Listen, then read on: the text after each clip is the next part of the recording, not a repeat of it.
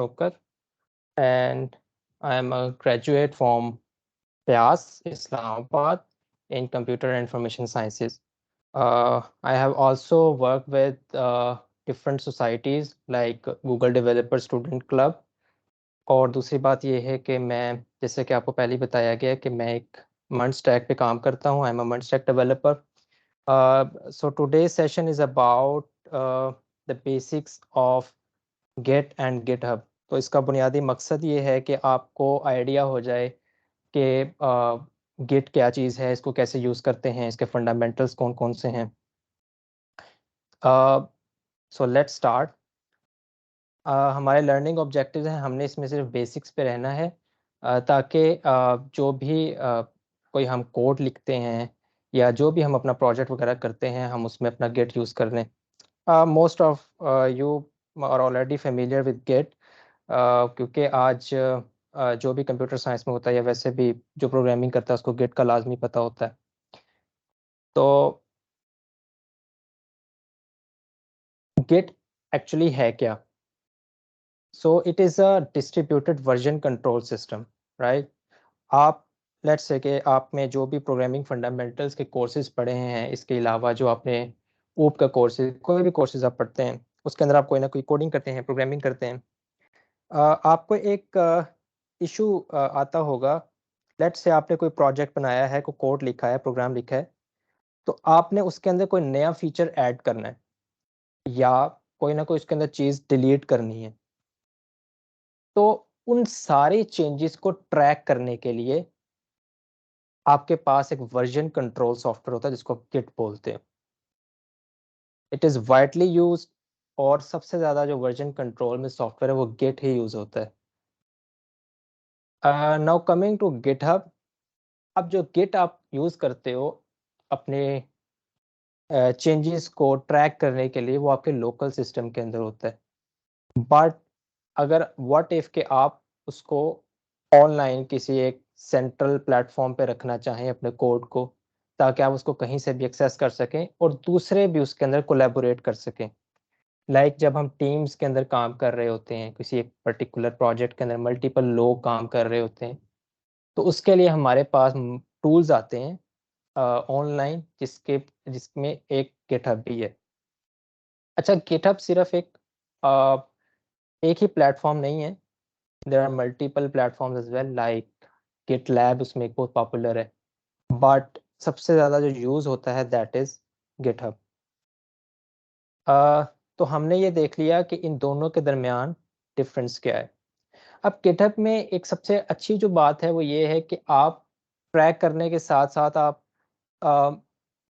Code को review करना. इसके अलावा जिस तरह लेट्स से आपका एक टीम लीड है, उसने कोई ना कोई कोड रिव्यू करने हैं आपका, तो उससे पहले आप उसको रिव्यू के लिए रिक्वेस्ट सेंड कर सकते हो अपनी एक कोड पुश करने के बाद गिटहब पे, सो दैट आपके पास जो सॉफ्टवेयर है वो एक स्मूथली उसके डेवलपमेंट होती रहे, उसके अंदर कोई बग ना आए. आप में से कुछ लोगों ने जो प्रोग्राम बनाए होंगे, उन्होंने ये डिफ़िकल्टी फेस की होगी. मिसाल के तौर पर मैंने कोई ना कोई एक प्रोग्राम लिखा है, और अब मैं चाहता हूँ कि उसके अंदर मैं कोई नए चेंजेस करूँ. तो जब मैं उसके अंदर चेंजेस करता हूँ, तो सडनली ऐसा हो कभी कि वो मेरा प्रोग्राम क्रैश कर जाए. अब मुझे नहीं पता मैंने कहाँ पे क्या गलती की है. तो इसके लिए हमारे पास एक गिट एक बहुत ही पावरफुल टूल है, जो कि हमारे डेवलपमेंट को स्मूथली चलाता है और efficiently we can perform our task.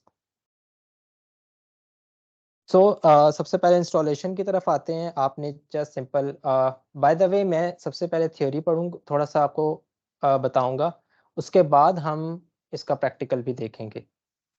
तो गिट का इंस्टॉलेशन सिंपल है. आपने गिट इंस्टॉल लिखना है, अपने ऑपरेटिंग सिस्टम के अकॉर्डिंग उसको इंस्टॉल कर लेना है, और बहुत ही इजी और सिंपल स्टेप्स हैं. सबसे पहले हम गिटहब का एक वर्कफ्लो समझते हैं. It might sound you bit tricky, but जब मैं प्रैक्टिकल करूंगा तो आपको सारी चीज़ें समझ आ जाएंगी. जो बिल्कुल बिगिनर्स हैं, जिनको कुछ भी आइडिया नहीं है, उनके लिए शायद ये थोड़ा सा डिफिकल्ट हो. बट आपने ध्यान से अगर सुनेंगे, सब टर्मिनोलॉजीज याद रखेंगे तो आपके लिए आसानी हो जाएगी। सबसे पहले देखें, हमारे पास एक वर्किंग डायरेक्टरी होती है।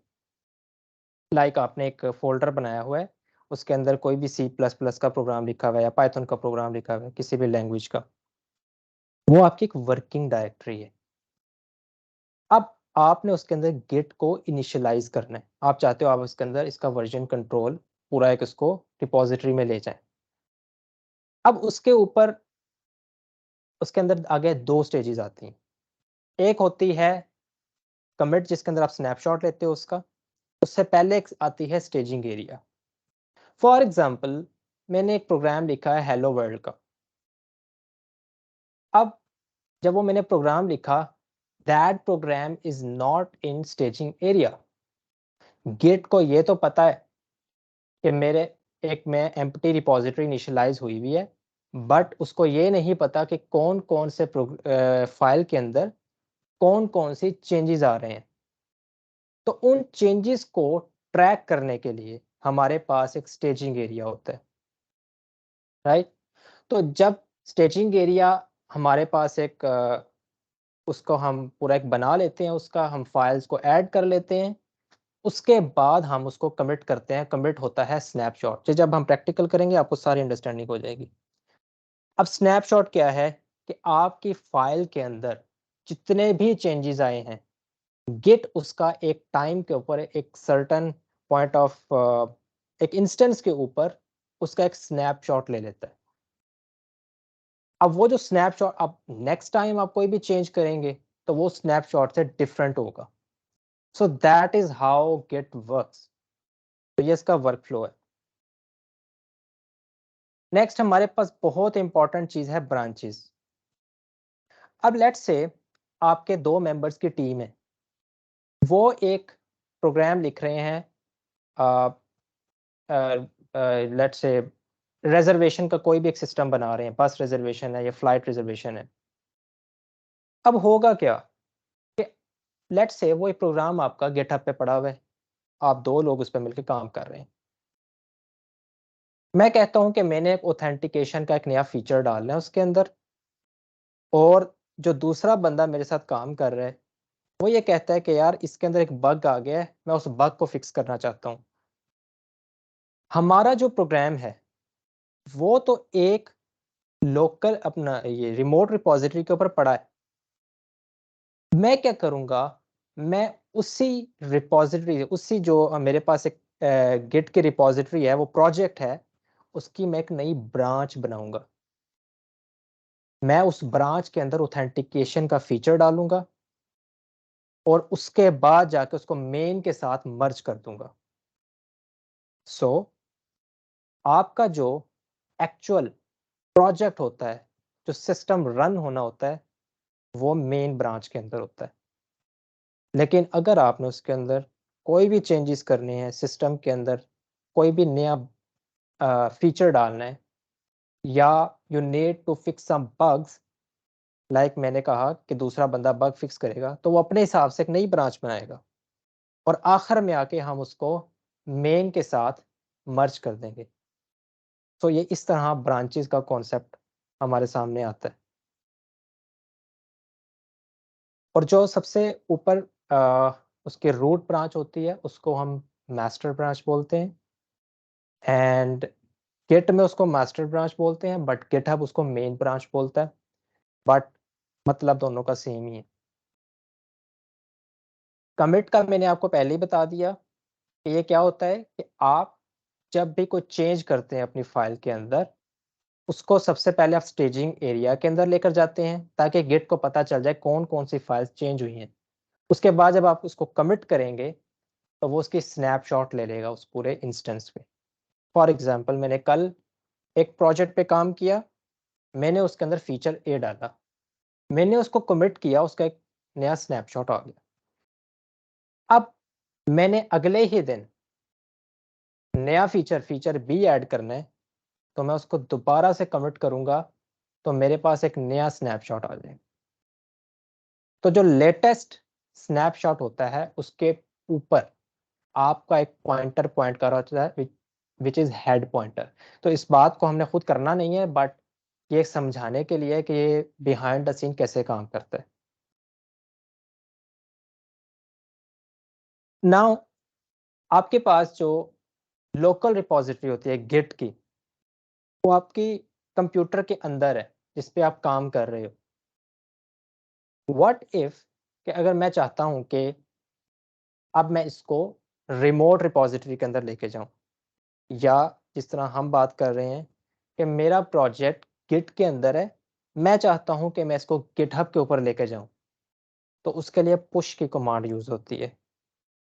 और पुल क्या होता है कि आपके साथ जो बंदा प्रोजेक्ट पे काम कर रहा है, और अगर उसने कोई उस सिस्टम के अंदर जो कि रिमोट रिपॉजिटरी के ऊपर पड़ा है, उस प्रोजेक्ट के अंदर कोई चेंजेस किए हैं, and you want to download those changes to your local machine, your local repository, उसके लिए आप पुल की कमांड यूज करते हैं।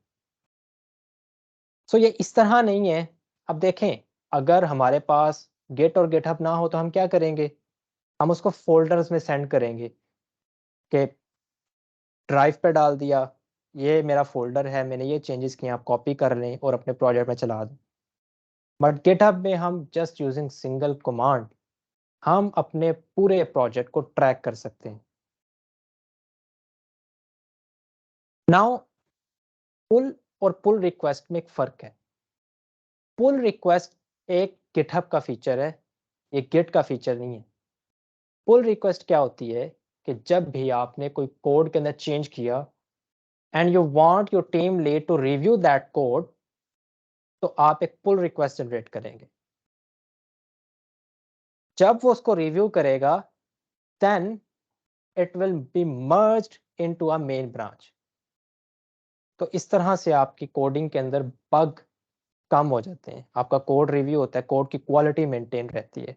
वरना आप ये देखें कि अगर पुल रिक्वेस्ट ना हो तो हर बंदा ही पुश करता रहे। लेट्स से 3 बंदे काम कर रहे हैं, एक ने मेन के ऊपर अपना मर्ज कर दिया कोई भी एक ब्रांच, दूसरे ने भी कर दी, तीसरे ने भी कर दी, लेकिन अगर किसी की कोड की क्वालिटी अच्छी नहीं है या किसी ने कोई बग अंदर छोड़ा हुआ है, तो वो पूरे प्रोजेक्ट को खराब कर देगा। तो that's why pull requests are very handy. Another feature is cloning. Cloning क्या करती है, लेट्स से कोई भी एक प्रोजेक्ट है, वो आपका गिटहब पे पड़ा हुआ है, and you want that project in your local machine. इसको प्लीज पुल के साथ आप कंफ्यूज मत कीजिएगा। पुल होता है आपके एग्जिस्टिंग रिपॉजिटरी के अंदर किसी दूसरे बंदे ने चेंजेस किए हैं, आपने उनको डाउनलोड करना है। क्लोनिंग होती है किसी और की रिपॉजिटरी को आपने अपने सिस्टम के अंदर लेके आना है। मिसाल के तौर पर 2 लोग काम कर रहे हैं किसी भी प्रोजेक्ट के ऊपर, या मैं कहता हूँ कि किसी एक बंदे ने प्रोजेक्ट बनाया हुआ है और वो गिटहब पे डाला हुआ है। अब अगर मुझे वो प्रोजेक्ट अपने लोकल कंप्यूटर के ऊपर चाहिए, मैंने वो चलाना है, तो उसके लिए मैं क्लोन कर लूँगा उसको। ये हम सारी कमांड्स चला के देखेंगे लास्ट पे। सो हमने इसमें देखा कि क्या-क्या की फीचर्स हैं गिटहब के और उनको किस तरह हम यूज़ कर सकते हैं। सो हमारा जो थ्योरेटिकल पार्ट था दैट इज़ कंप्लीट। अब हम प्रैक्टिकल की तरफ जाएँगे। अच्छा ये बताइएगा, मेरी स्क्रीन अभी तक शेयर हो रही है आपको? Yes sir. ओके। सो ये मैंने देखें बिल्कुल एक एम्प्टी फ़ोल्डर बनाया हुआ है, और इसको मैंने वीएस कोड में ओपन किया है। You can use any code editor जो भी आपको पसंद हो। तो ये मैंने मेरा टर्मिनल ओपन कर लिया, एंड इसके अंदर लेट्स से मैं एक फ़ाइल बनाता हूँ, file1.txt। ये मेरी फ़ाइल 1 है। लेकिन उससे पहले मैं आपको एक चीज़ सिखा दूँ, जो मैंने आपको बताया था कि गिट को इंस्टॉल कैसे करना है। तो आप गिट इंस्टॉल लिखेंगे या डाउनलोड लिखेंगे, सॉरी।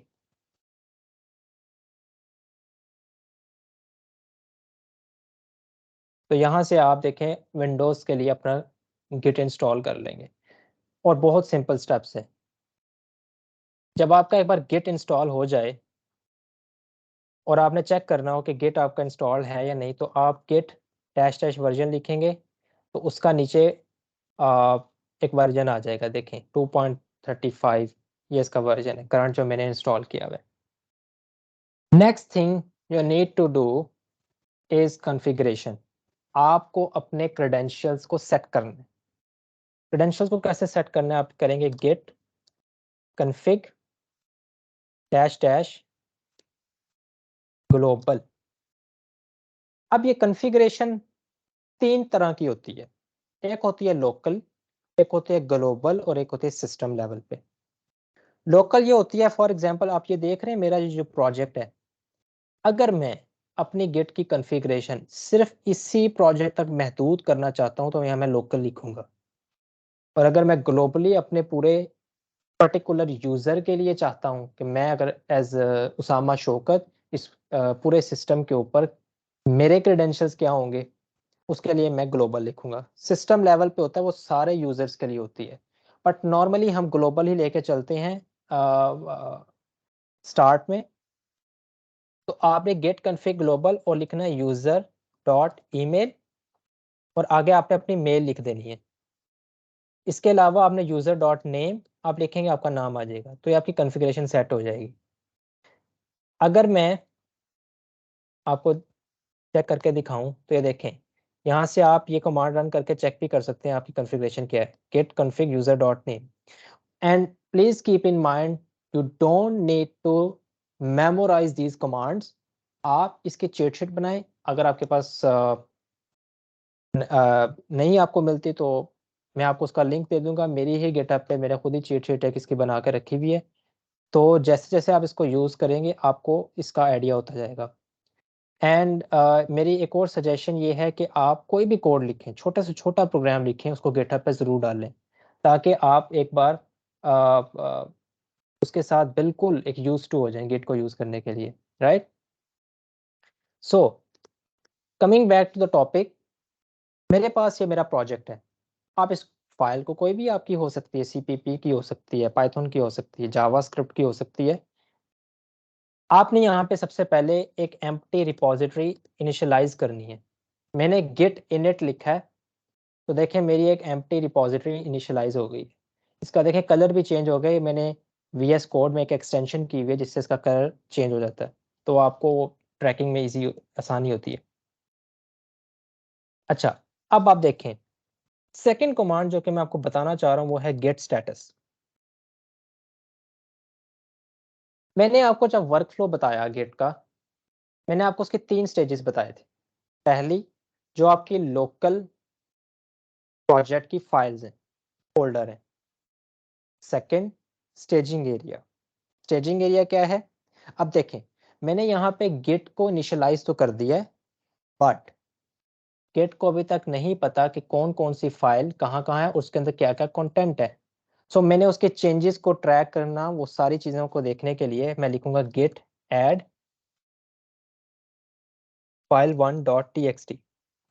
मीन्स मैं उसको ये कह रहा हूँ कि जो भी इसके अंदर फाइल 1 है उसको तुम अपनी रिपॉजिटरी में ऐड कर लो। अच्छा, अब प्रोजेक्ट के अंदर एक तो फाइल नहीं होती, मल्टीपल फाइल्स होती हैं, तो अगर आप सबको ऐड करना चाहते हैं तो गिट ऐड डॉट लिखेंगे, वो सारी फाइल्स ऐड हो जाएंगी, राइट। अच्छा, अब ये हम स्टेजिंग एरिया पे आ चुके हैं। स्टेजिंग एरिया क्या होता है कि गिट को पता चल जाता है कि कहाँ कहाँ पे क्या क्या चेंजेस हुए हैं, राइट। सो अब मैं अगर लिखूंगा गेट स्टेटस तो ये देखें पहले स्टेटस क्या आया था, अनट्रैक्ड फाइल्स। अब स्टेटस क्या है कि आपने कमिट नहीं किया, यानी इसका स्नैपशॉट नहीं लिया, बट आपने उसकी ट्रैकिंग कर ली है, उसको पता चल गया है कि एक नई फाइल इसके अंदर ऐड हुई है, file1.txt।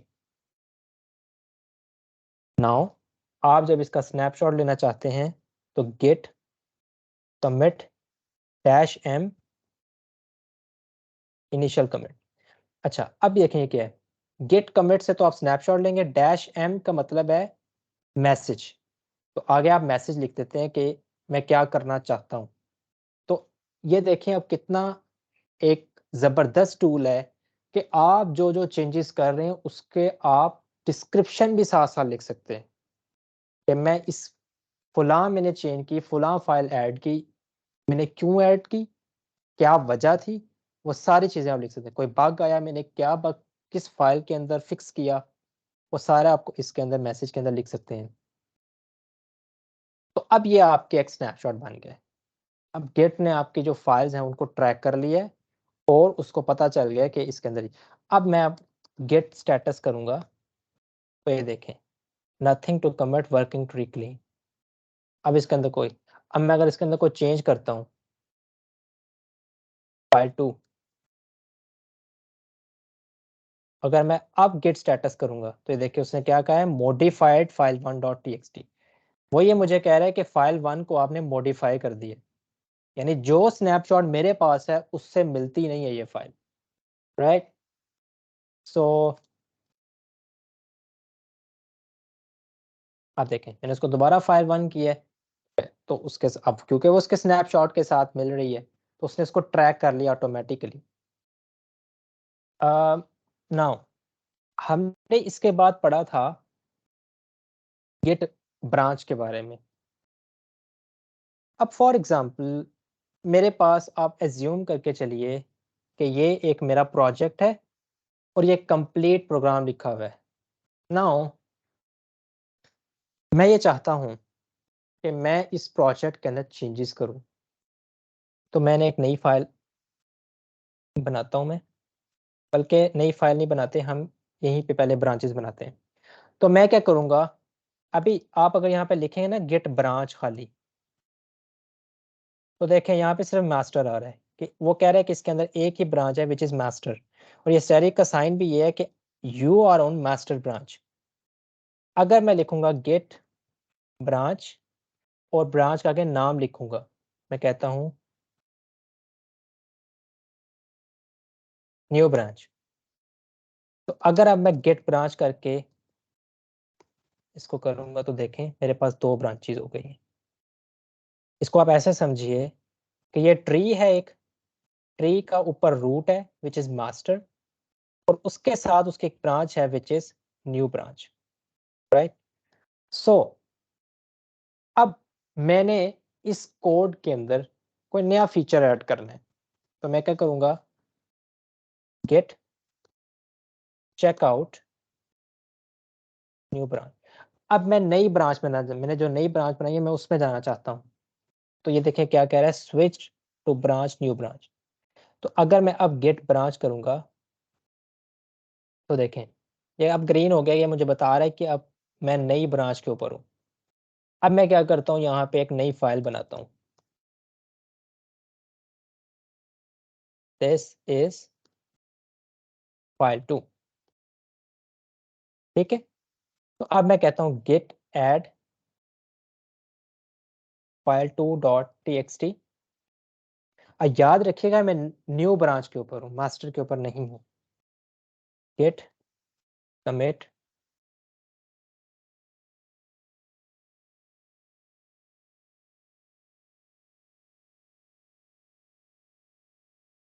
सो अब मैंने ये नई फाइल दूसरी ब्रांच के अंदर उसको कमिट कर दिया। अगर मैं दोबारा मास्टर के ऊपर जाता हूँ सो यू कैन सी कि वो फाइल 2 डिलीट हो गई है, यहाँ से गायब हो गई है। क्यों गायब हुई, क्योंकि वो फाइल मैंने नई ब्रांच के अंदर बनाई थी, वो मास्टर के अंदर नहीं थी। So that's how you track your changes, that's how you can fix your bugs, you can perform any new functionality on your existing project without affecting your actual code। जो आपका एक कोड जो कि production में जाना है उसको असरअंदाज उस पर होते बगैर आप कुछ ना कुछ नया अपने प्रोग्राम के अंदर कर सकते हैं, राइट।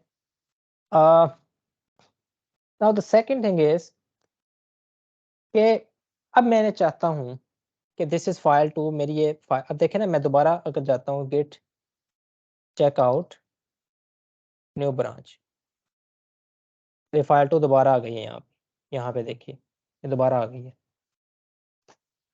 अब मैं चाहता हूँ कि ये मैंने एक नया फीचर अपने प्रोजेक्ट के अंदर ऐड कर लिया है, और अब इसको मैंने मर्ज करना है अपने एक्चुअल जो प्रोडक्शन रेडी कोड है उसके साथ, यानी जो मेरा मास्टर ब्रांच के अंदर कोड है।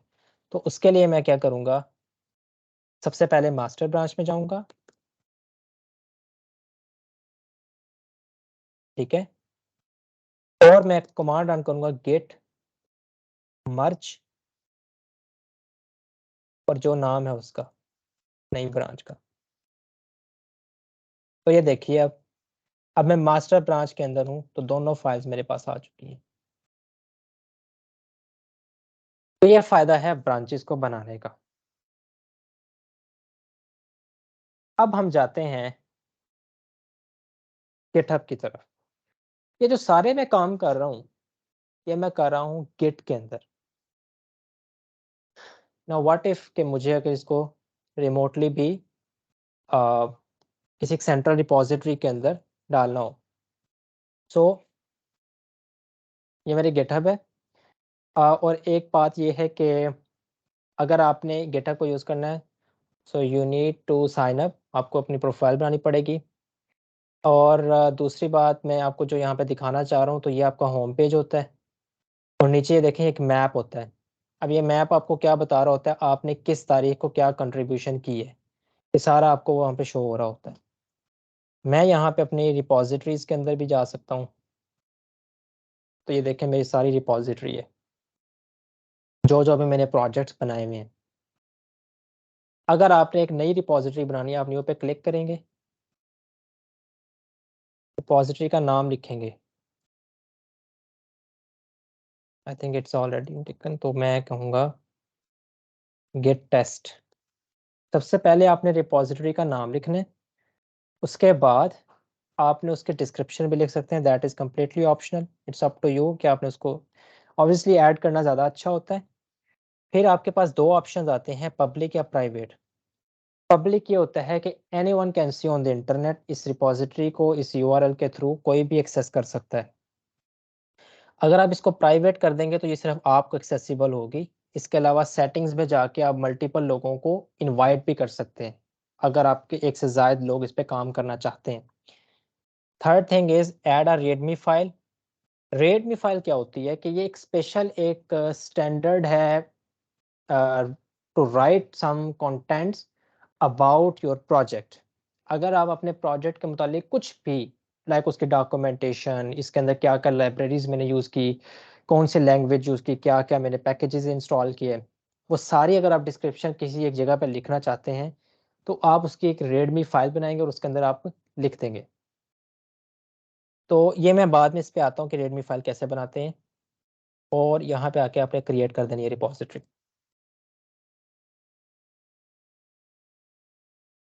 अच्छा, अब देखें, अब मैंने इसको कनेक्ट करना है अपनी लोकल रिपॉजिटरी को रिमोट के साथ।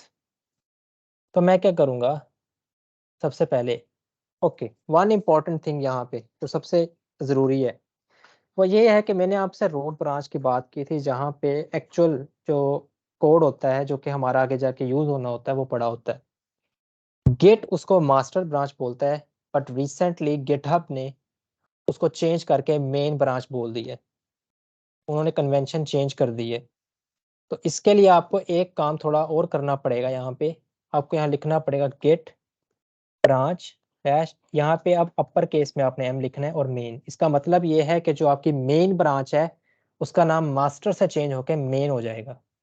तो अगर आप यहाँ पे गेट ब्रांच करते हो, तो यहाँ पे देखो मेन आ गया है मास्टर की बजाय। तो ये जब आप रिपॉजिटरीज बनाते हैं तो उसमें करेंगे तो ये आपको सारी इंस्ट्रक्शन यहीं पे मिल जाएंगी। सेकेंड थिंग इज आपने अब लोकल रिपॉजिटरी को कनेक्ट करना है रिमोट के साथ। तो आप लिखोगे गेट रिमोट ऐड ओरिजिन, और ये जो आपके पास यहाँ पे ये यूआरएल है, इसको आपने यहाँ पे पेस्ट कर देना है। गेट रिमोट, देखिए रिमोट का तो मतलब यही हो गया ऐड। अब ओरिजिन जो है ये उसका नाम है, ये कोई भी आप नाम रख सकते हैं, बट कन्वेंशनली हम इसको ओरिजिन ही बोलते हैं। आप एंटर करेंगे, तो आपकी एक रिमोट रिपॉजिटरी इसके अंदर इनिशियलाइज हो जाएगी, राइट। अब आपने अपना जो कोड है इसको पुश करना है, तो Git push dash u origin main. अब इसका मतलब क्या है कि जो ओरिजिन रिमोट रिपॉजिटरी है ओरिजिन नाम की, उसके अंदर जो मेन ब्रांच है उसके अंदर मेरा ये वाला कोड पुश कर दो। अब ये आपका कोड रिमोट चला गया। मैं इसको जब रिफ्रेश करूंगा तो देखें आपके दोनों फाइल्स यहाँ पे आ गई हैं, और यहाँ पे आप देखें कि इनिशियल कमिट जो मैंने किया हुआ था उसका मैसेज आ गया, जो मैंने उस वहाँ पे मैसेज लिखा था डैश एम के बाद। एंड एक बहुत ज़बरदस्त चीज़ इसके बारे में ये है कि अगर आप इसको देखना हो, देखें प्लस दिस इज फाइल 2, इसका मतलब ये है कि ये फाइल उसके अंदर ऐड हुई थी। अब अगर मैं इसको माइनस, इसको अगर मैं फाइल 2 की बजाय करता हूँ on, let's say file 2 changed और गेट ऐड ऑल, वही सेम सेम सारा करना है आपने प्रोसेस।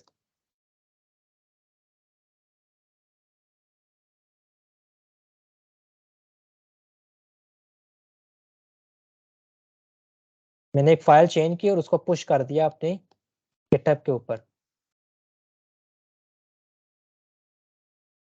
अगर आप अब देखें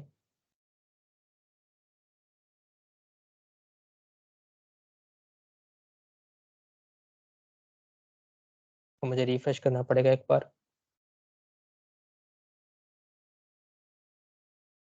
तो ये देखें अभी नाउ लिखा हुआ आ रहा है कि अभी आपने इसके अंदर कुछ चेंजेस किए हैं। फाइल टू चेंज जो मैंने मैसेज लिखा था वो भी शो हो गया है। अब देखें उसने कहा है इस फाइल से आपने इसमें कन्वर्ट कर दिया। देखो ये भी उसने बता दिया कि आपने क्या चेंज किया है इसके अंदर। वो ग्रीन, उसने उसको ग्रीन कर दिया है, हाईलाइट कर दिया है, क्योंकि मैंने फाइल टू के आगे चेंज लिखा था। अब देखें यहाँ पे चेंज लिखा हुआ आ रहा है। तो आप देखें कितनी आसानी से अपने सारे इस चेंजेस को ट्रैक कर सकते हैं। क्या क्या आप अपने प्रोजेक्ट के अंदर तब्दीलियां लेकर आ रहे हैं, तो सारी चीज़ें आप इसके अंदर उसको मैनेज कर सकते हैं। Okay, the next thing is, जो कि बहुत इंपॉर्टेंट है, वो ये है जब आप मर्ज कर रहे होते हो एक ब्रांच को दूसरी के साथ, तो ज़रूरी नहीं है कि वो बासानी मर्ज हो जाए। देयर इज़ अ केस कि जहाँ पे कॉन्फ्लिक्ट आ जाए। थोड़ा सा एडवांस चला जाएगा बट ये बहुत इंपॉर्टेंट है समझना। अब लेट्स से मैंने एक नई ब्रांच बनाई है, जो नई ब्रांच मैंने बनाई थी मैं उसमें चला जाता हूँ। तो file to change in new branch, मैं नई ब्रांच के अंदर गया और उसके अंदर मैंने दूसरी फाइल के अंदर कुछ चेंजेस कर दिए।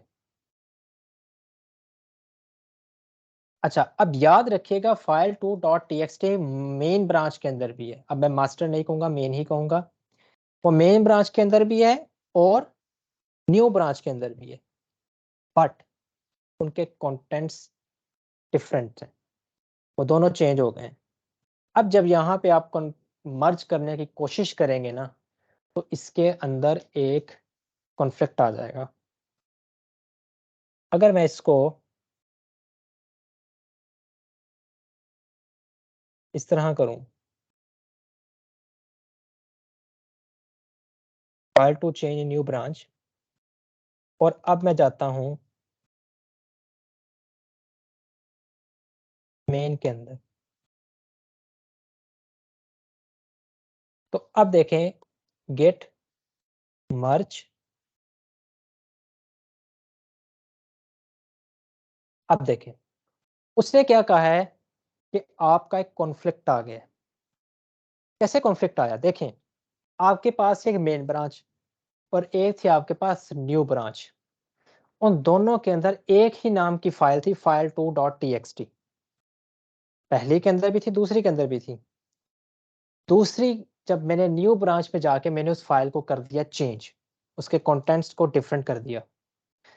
अब मैं फिर उसको कमिट किया, मैं वापस मेन में आया, मेन में आकर जब मैंने उसको दूसरी के साथ मर्ज करने की कोशिश की, तो इट इज सेइंग कि मैं अब मेन ब्रांच वाला कंटेंट रखूं या न्यू ब्रांच वाला कंटेंट रखूं। तो यहाँ से गेट कंफ्यूज हो जाएगा। तो मैं उसको ये कहूंगा कि नहीं, अब देखें उसने खुद ही बता दिया कि कहाँ पे कॉन्फ्लिक्ट आया है। ये देखें उसने हाईलाइट कर दिया हर चीज़। तो मैं उसको कहूंगा कि नहीं, मुझे सिर्फ this is file to change वाला ये कंटेंट चाहिए, बाकी तुम उड़ा दो जहां से भी आया। राइट, तो ये मैंने उसको कह दिया। अब गेट कमिट कॉन्फ्लिक्ट रिजॉल्व।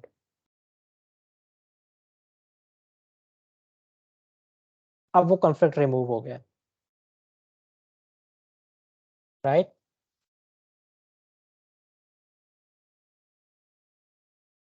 अब देखें मैंने उसको चाहे नई ब्रांच के साथ अपडेट कर दिया, बट वो ये मुझे कह रहा है कि ऑलरेडी अप टू डेट। तो इस तरीके से आपका अगर कॉन्फ्लिक्ट आ जाए, आप उसको इस तरह रिमूव कर सकते हो। ओके, एक लास्ट जो चीज़ रह गई है वो ये रह गई है कि अगर आपने किसी रिमोट रिपॉजिटरी को अपने इस प्रोजेक्ट के अंदर लेकर आना हो अपनी लोकल मशीन के अंदर, तो मैं काम करता हूँ, एक नया फोल्डर बनाता हूँ और मैं यहाँ से VS कोड को बंद करता हूँ।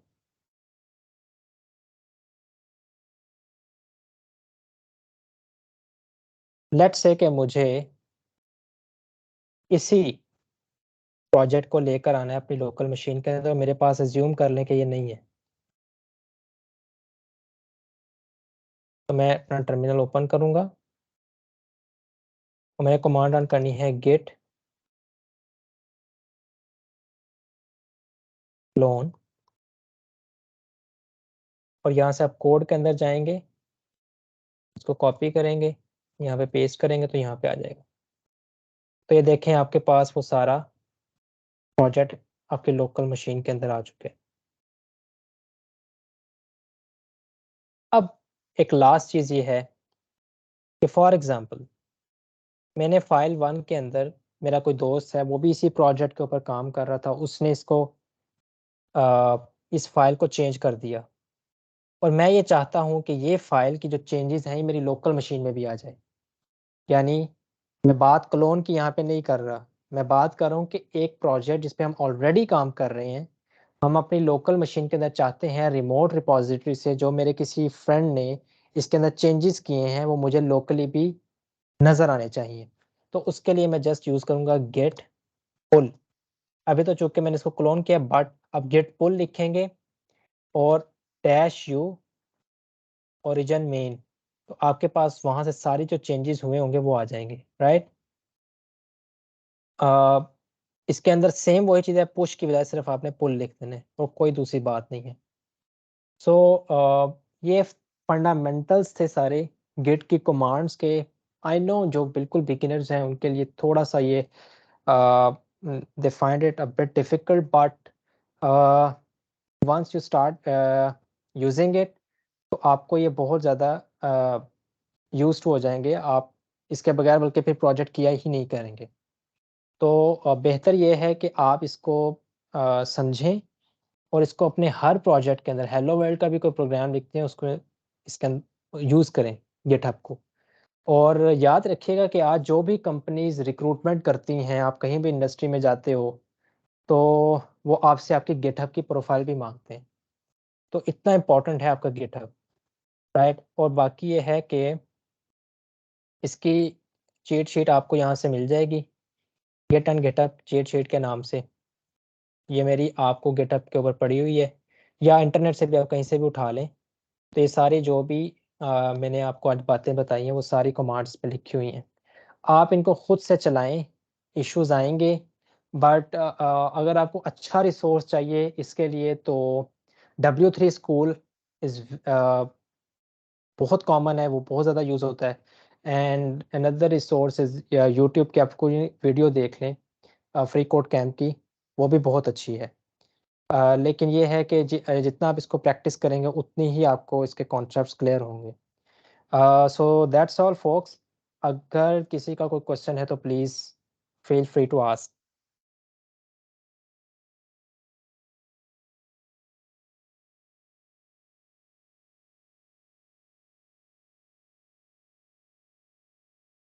अगर आई किसी का थिंक कोई क्वेश्चन है तो वो अपना माइक अनम्यूट करके पूछ सकते हैं।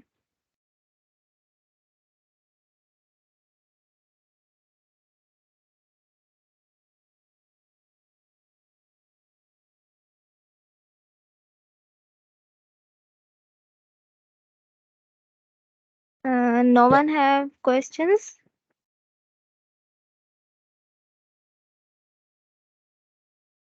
I have a question. Okay. आपने ये भी बताया था कि VS कोड में ना टर्मिनल ओपन करके आपने पूरा गिट का कोड लिखा हुआ था। तो एक ही होता है कि हम लोग जिस अपने लोकल पीसी के अंदर हमने अपने पीसी के अंदर जहाँ भी हमने वो फाइल बनाई है, फोल्डर बनाया हुआ है जिसके अंदर हमारी फाइल्स पड़ी हुई होती हैं, तो हम उस फोल्डर पे गिट बैश को ओपन करके सेम चीज कर सकते हैं। तो what's the difference between them कि अगर हम लोग गिट बैश को ओपन करके करें और टर्मिनल को ओपन करके करें, विच वन बिल्कुल इज बेस्ट? देखें, गिट बैश को यूज करना ज्यादा अच्छा है, क्योंकि वो बनाए ही गिट के कमांड्स और उसके साथ कंपैटिबिलिटी उसकी बहुत ज़बरदस्त बनती है। बट मैंने VS कोड के ऊपर अपना इंटीग्रेटेड टर्मिनल जो है वो मेरा ये पावर शेल है, लेकिन आप इसके अंदर गिट बैश को भी इंटीग्रेट कर सकते हैं। ये देखें गिट बैश लिखा हुआ है ना, तो आप इसको भी इसके अंदर इंटीग्रेट कर सकते हैं। सो ये जस्ट इसलिए था कि मैं कमांड लिख के दिखा दूं, but Git Bash is yes it's more suitable. Okay, thank you. And one more question is कि आपने कहा था कि हम लोग जब अपनी गिटहब में जाके अपनी रिपोजिटरी बनाते हैं, पब्लिक और प्राइवेट बनाते हैं, तो वहाँ जी पे जी मतलब हम लोग अगर हम लोग पब्लिक बनाते हैं तो कोई भी हमारा कोड आगे एक्सेस कर सकता है, देख सकता है, सब कुछ कर सकता है, और प्राइवेट में नहीं देख सकता। लेकिन जब हम लोग अपनी कंपनीज में जाते हैं अगर इंटरव्यूज वगैरह देने के लिए, तो जब हम उनको अपनी गिटहब प्रोफाइल दिखाते हैं या उनको अपना प्रोफाइल का लिंक देते हैं, तो उसके लिए ज़रूरी होता है कि हमारी पब्लिक ही हो, हमारा सब कुछ पब्लिक होना चाहिए ताकि वो हमारा कोड देख सकें, हमें प्राइवेट नहीं लिखना चाहिए? बिल्कुल। देखें गिटहब जो है ना, इसका जो बुनियादी मकसद है that is open source contribution. All दो कि आप अपने पर्सनल जो प्राइवेट प्रोजेक्ट्स हैं वो भी करते हैं टीम्स के अंदर, बट आप देखें कि कितनी बड़ी एक कम्युनिटी है ओपन सोर्स की। ओपन सोर्स यही होता है कि जिसका सोर्स कोड एक फ्री अवेलेबल हो। तो आपको अपनी जो प्रोजेक्ट्स हैं, रिपॉजिटरी, वो आपको पब्लिक ही रखनी पड़ेंगी ताकि हर कोई इसको एक्सेस कर सके। Okay, thank you. ओके, मैं आपको ये चीज़ दिखा देता हूँ कि ये देखें कि मेरी अगर आप रिपो इसके अंदर प्रोफाइल के अंदर जाएंगे तो ये देखें मेरी तकरीबन सारी ही पब्लिक है, सिवाय चंद के जो कि मैंने शायद ये देखें जैसा ये रिएक्ट है, इसकी कुछ एक ट्यूटोरियल्स है जिसकी मैंने रेडमी फाइल बनाई हुई थी, तो उसके लिए मैंने ये रखा हुआ है। बट आपको ये चाहिए कि आप पब्लिक ही रखें, अनलेस कि आप कोई आपका कोई टीम में अपना प्रोजेक्ट हो जिसको आप कोड शेयर नहीं करना चाहते। Okay, thank you so much.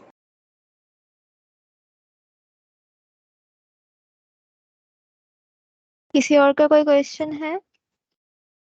अस्सलाम वालेकुम, I have a question. Okay, वालेकुम सलाम। How we can do free hosting through GitHub? Ji, question repeat कीजिएगा। हम फ्री होस्टिंग कैसे कर सकते हैं GitHub के थ्रू? देखें वो जो होस्टिंग है ना, गिट आप मेरे ख्याल है गिटहब पेजेस की बात कर रही हैं।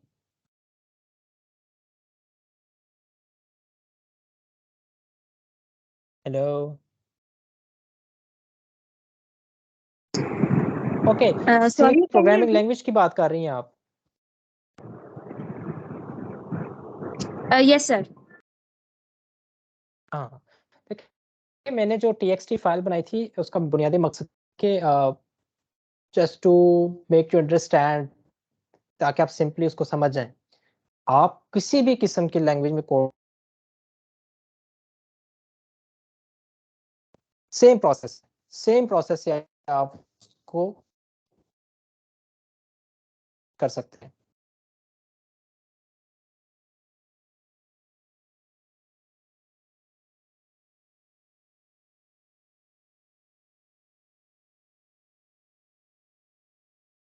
तो कोई सवाल? Sorry, sir, I cannot hear you.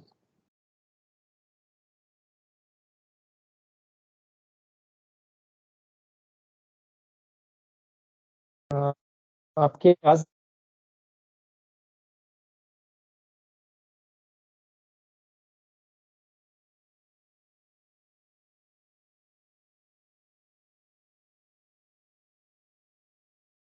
You are not audible, sir.